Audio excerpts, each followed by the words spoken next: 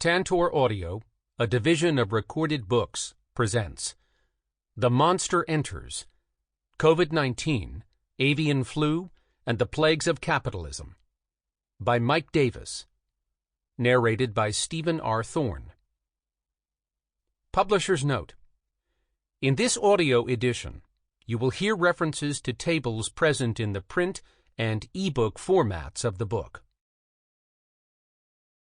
Lo, when the wall is fallen, shall it not be said unto you, where is the daubing wherewith ye have daubed it? Ezekiel, chapter 13, verses 3 and 10 through 12. Introduction. The Monster Enters. I write this in the first week of April 2020, in the eye of the hurricane, so to speak, while bunkered in my garage with innumerable cans of Chef Boyardee, a few pints of Guinness, and some virology textbooks. A few weeks ago, I bought The Monster at Our Door online, since I had long ago given away all my copies. Unconsciously, I suppose, I wanted it off my bookshelf in order to exercise the anxiety involved in its writing. But the threat of a planetary pandemic, most likely avian flu, remained very much on my melancholy Celtic mind, along with the ghost of my mother's little brother, a victim of the Spanish flu in 1918, whom she still lamented decades later. But today, we are locked nervously in our homes, like the poor denizens of London in Daniel Defoe's Journal of the Plague Year, thanks to an obscure virus that escaped from a bat and showed up in one of the world's megacities. The emergence of SARS-CoV-2, the coronavirus that causes COVID-19, wasn't entirely surprising. Its older sister, SARS-CoV, had already scared the pants off the world back in 2003, and another deadly iteration, MERS, emerged in Saudi Arabia in 2012 and has killed almost 1,000 people. But coronaviruses, in the opinion of most scientists, were a team at the bottom of the emergent virus league, overshadowed by heavy hitters like H5N1, avian flu, Ebola, and even Zika virus. The pandemic, according to my current publishers, has given new relevance to my old flu monster, most of which is reprinted here. I should emphasize, however, that the threat of an avian flu outbreak and its global spread continues to be imminent. The original flu monster, H5N1, now has even deadlier avian siblings, H7N9 and H9N2. And as the World Health Organization, WHO, warns, flu viruses have a vast silent reservoir in aquatic birds and are impossible to eradicate. Moreover, as Rob Wallace has shown in a brilliant book, the factory farming of poultry for fast food outlets has become a diabolic incubator and distributor of new flu types. Given the inevitability of flu pandemics, the development of a universal flu vaccine that provides multi-year immunity against all subtypes of influenza A must be given the highest priority, despite disinterest by bottom-liners in the pharmaceutical industry. SARS-CoV-2, meanwhile, flies across the globe on unexpected influenza-like wings. A high rate of transmissibility magnified by the number of invisible spreaders. That is to say, contagious people without easily recognizable symptoms. It also kills by viral and bacterial pneumonia in the same way as influenza. Because of these similarities, a generation of work modeling the likely dynamics and geography of an avian flu pandemic is now an invaluable resource in the battle against COVID-19. But the current virus and its mother genus, Coronaviridae, differ radically in some respects from the influenzas, and indeed all other RNA viruses. Let's examine SARS-CoV-2. Coronaviruses, deadly eclipses. Viruses, which are likely responsible for 90% of infectious diseases, are basically parasitic genes that hijack the genetic machinery of the cells they invade to make myriad copies of themselves. The small group of viruses based on DNA have a built-in proofreading mechanism to ensure accurate replication. But viruses programmed by RNA, like influenzas and coronaviruses, lack it. As a consequence, some species are like bizarre Xerox machines, running at ultra-high speeds that constantly spit out error-ridden copies. As a recent article in the New England Journal of Medicine observes, it took the genome of the human species 8 million years to evolve by 1%. Many animal RNA viruses can evolve by more than 1% in a matter of days. By producing so many inaccurate versions of their genomes, such viruses have a huge advantage in resisting the human immune system, because inevitably there will arise copies at least partially resistant to the antibodies produced in past infections or generated by vaccination. Viruses, particles smaller than bacteria that easily passed through porcelain filters, were for decades the great enigmas of early modern microbiology. They were first imaged in the late 1930s, shortly after the invention of the electron microscope. Scientists were stunned by their wild array of different structures and forms. For example, influenza A, a wilder, more dangerous viral genera than influenzas B or C, which cause common colds and winter flus, looks like a naval mine, a sphere studded with spikes. The viruses that infect bacteria look like tiny Marslanders, and Ebola like a worm. The coronaviridae, discovered in 1937, are tiny solar eclipses. In a photomicrograph, their protruding petals, S proteins that allow the virus to latch onto a cell surface, definitely give the appearance of the solar corona during a total eclipse, thus the name of the family.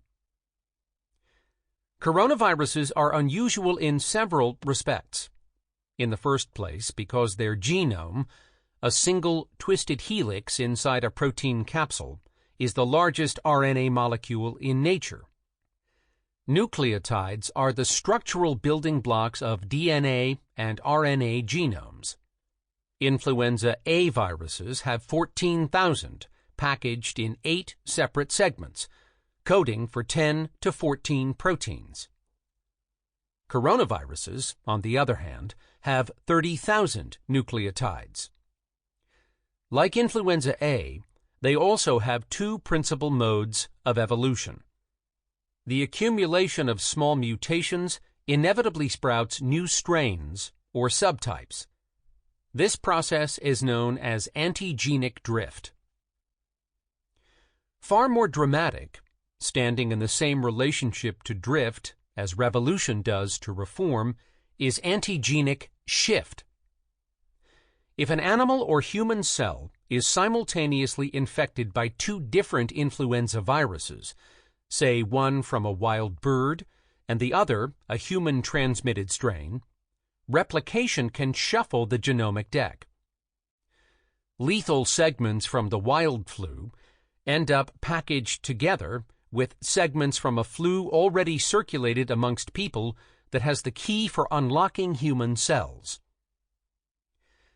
Pertinent to understanding the rest of the book, the molecules often traded in these reassortments are species-specific hemagglutinins, HA, the unique keys used by viruses to open host cells, and neuraminidase, NA, the escape artists that help new viruses break out of the infected cell's membrane for further spread.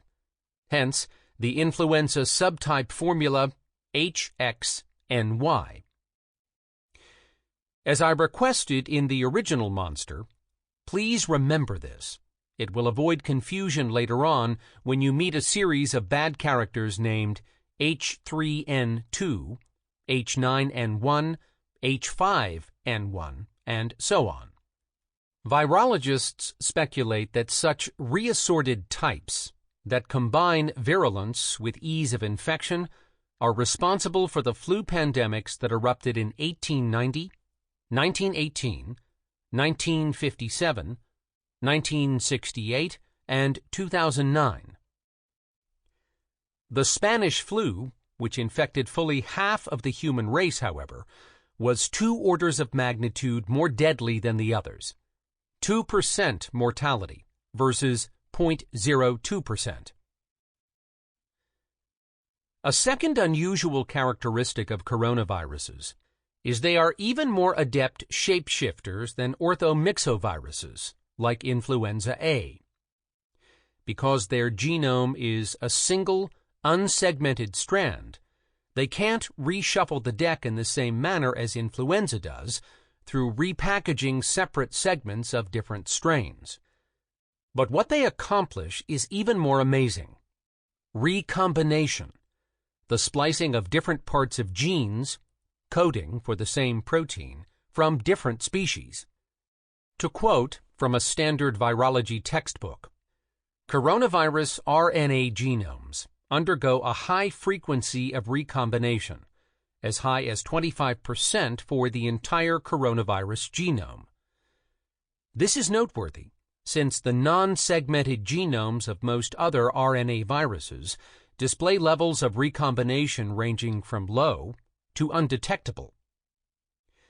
The ability of coronaviruses to recombine at high frequency, together with their high mutation rate, which is a property of all RNA viruses, may also enable them to adapt to new hosts and ecological niches more readily than other RNA viruses. Recombination can also occur between different coronavirus strains, providing additional opportunities for these viruses to adapt to new niches. Before the emergence of SARS in 2002 and 2003, the subject of Chapter 4, coronaviruses were mostly of interest to veterinary science. Although 2 recognized human strains were believed to cause 10 to 20% of colds, human rhinoviruses are the major culprit, most research was focused on deadly outbreaks among pigs, cattle, turkeys, and other domestic animals, especially their young. Porcine epidemic diarrhea virus, first identified in China in 1971, killed millions of piglets and cast a permanent shadow over pork production. In the 1990s, another coronavirus, bovine COVID, was shown to be the cause of several lethal cattle diseases, including the mysterious shipping fever. In such cases, giant feedlots and factory pig farming, where the extreme stress of confinement wrecks animals' immune systems, undoubtedly accelerated the emergence of new coronavirus types, as well as their growing capacity for interspecies transmission. SARS coincided with a recurrence of avian flu. The first major outbreak had occurred in Hong Kong in 1997, with which it was initially confused. No one suspected it was caused by a coronavirus, and this resulted in a flood of misinformation from major research centers. Eventually, a crack team of researchers at the University of Hong Kong isolated and cultured a novel pathogen that turned out to be a previously unknown coronavirus, SARS-CoV. In dishonorable fashion, the U.S. Centers for Disease Control and Prevention, CDC, tried to claim credit for the discovery, but were rebuffed by the international research community. Unlike the animal coronaviruses, or for that matter the Spanish flu, SARS generally spared the young, while killing half of infected elderly patients. It had a variable incubation period, from 4 days to 2 weeks, but only became transmissible when people were symptomatic. For this reason, the epidemic was suppressed after the adoption of comprehensive testing, contact tracing, and isolation of cases. With HIV, a retrovirus, still slaughtering hundreds of thousands of Africans in the background, SARS sounded the alarm that a new viral pandemic was nigh, one that threatened everyone, regardless of their sexual mores or needle use. As Esther Van Wagner wrote in a collection of essays on SARS, global networks, and world cities, SARS has made it impossible to guarantee that the borderless enclave of the identical hotels, condos, office buildings, and convention centers that facilitate the mobility of the transnational elite is disease-free. In the face of a possible avian influenza outbreak, the presumption that our governance and health infrastructure have either the knowledge or power to control infectious diseases is no longer tenable and appears dangerously arrogant. As bird flu cases grew in 2004 and 2005, H5N1 reclaimed the stage, and White House Homeland Security Council rushed out a national strategy for pandemic influenza, complemented by a Department of Health and Human Services HHS report on implementation of measures. Other reports and updates, the latest in 2017, further specified investments that urgently needed to be made in detection, testing, vaccine development, protection of critical infrastructure, and so on. Likewise, the WHO in 2005 created an emergency committee which updated its guidelines for member governments and defined their international responsibilities in such an outbreak. SARS was demoted, although it had achieved pandemic status, because it lacked flu's deadly ability to be spread by asymptomatic and pre-symptomatic individuals. Meanwhile, Ebola viruses, there are 4 in humans, augured an alternative biological apocalypse. Ebola disease disseminates quickly and had an early kill rate of 90% in some localities. Pandemic researchers were soon modeling scenarios for its spread outside Africa.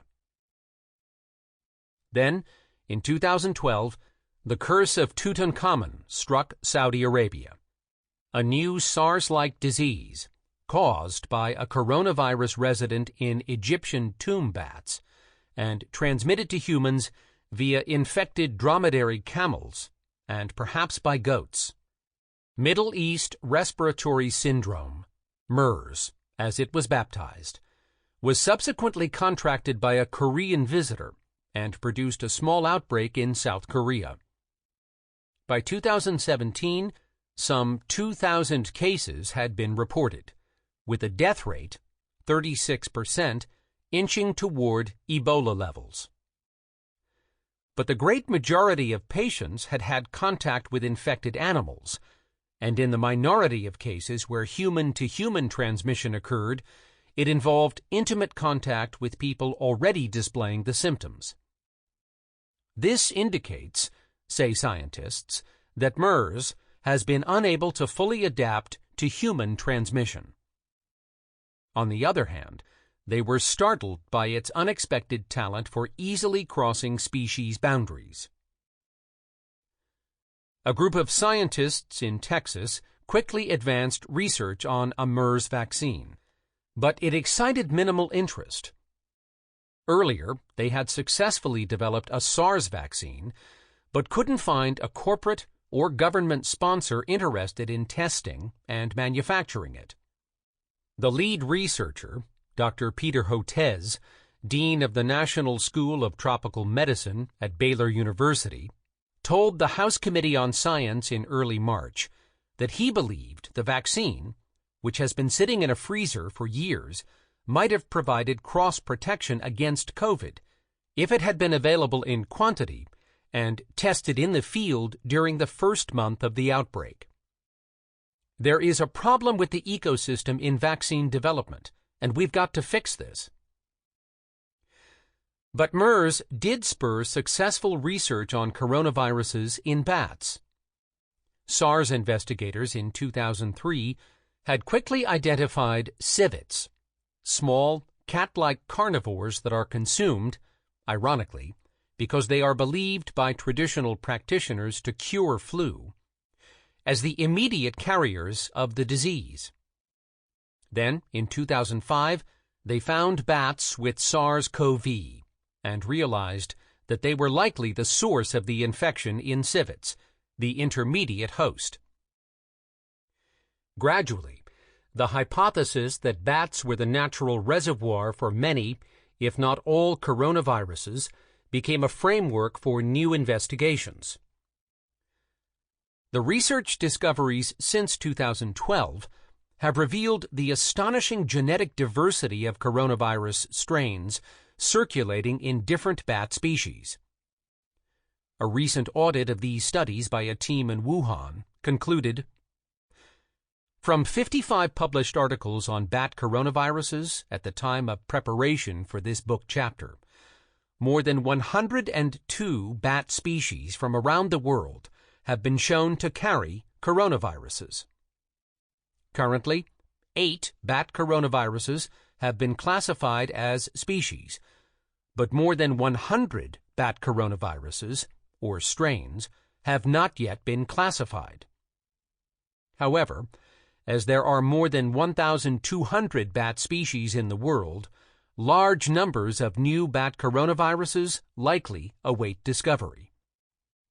Other studies indicate a large number of virulent bat viruses, capable of infecting humans, also circulate in pig populations, where they have caused repeated epidemics. Given the huge, unsuspected size of these coronavirus reservoirs, SARS-CoV-2's long leap from bats to pangolins to humans should not have been surprising, and it probably wasn't to the virologists researching bats. But it was an earthquake to epidemiologists and public officials who, expecting an influenza or Ebola pandemic, had concentrated their efforts on antivirals and vaccines for those diseases.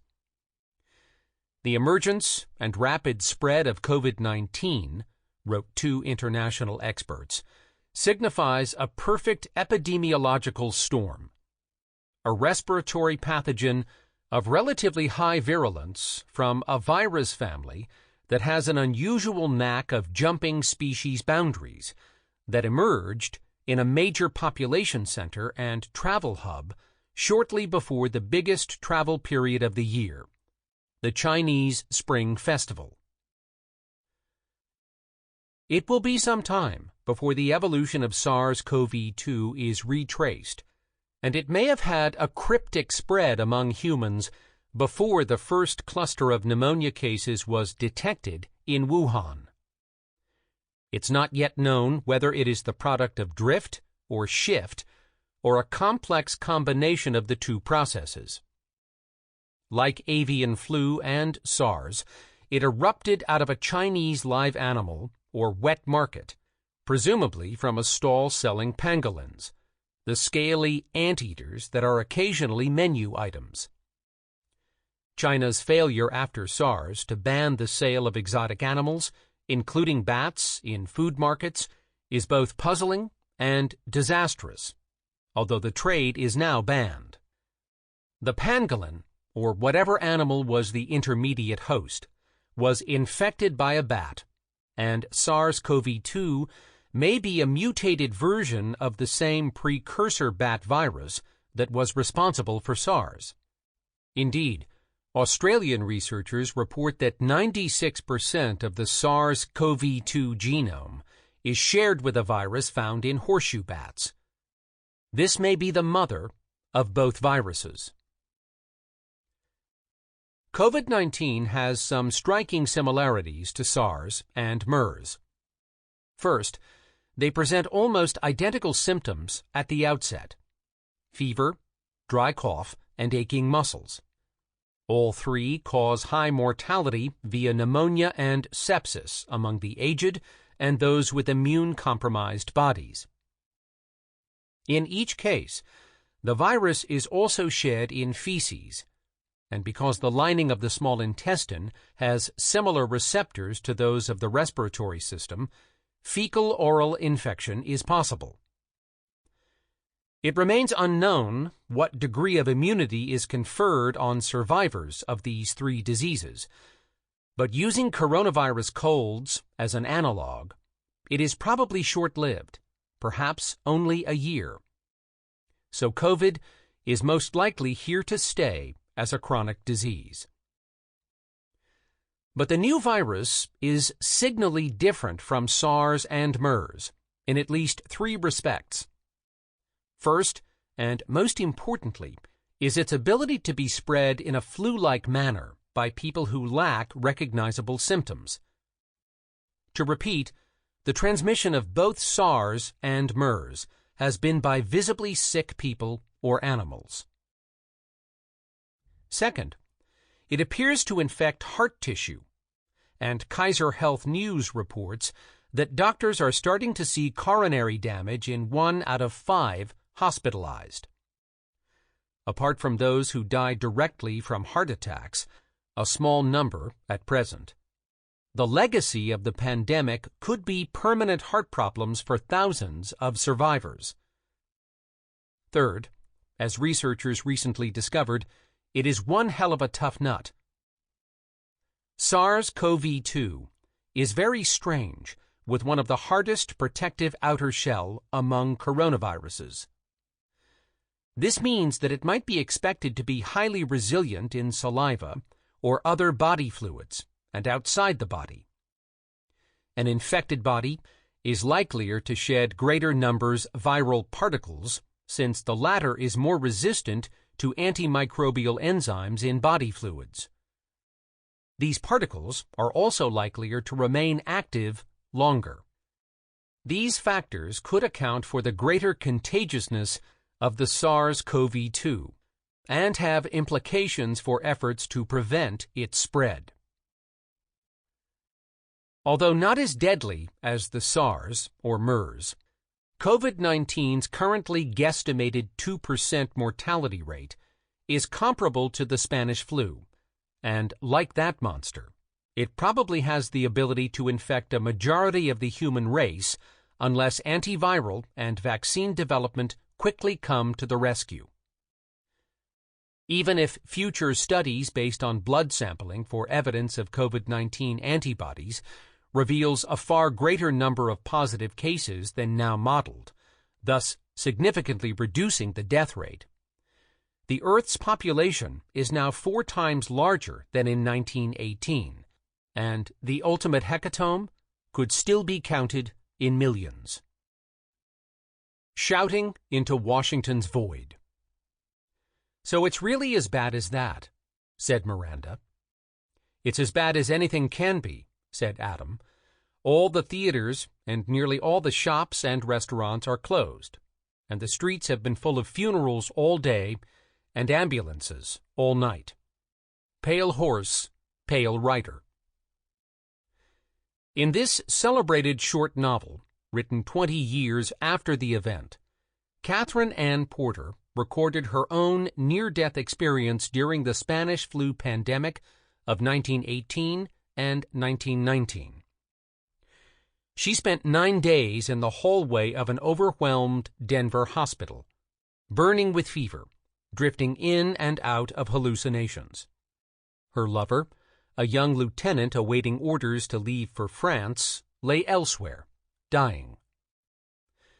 Shivering on her steel gurney and given up as hopeless by her doctor, Miranda/Anne sees phantoms, soldiers, and executioners hovering over an old man in filthy clothes. The road to death is a long march beset with all evils, and the heart fails. Sample complete. Ready to continue?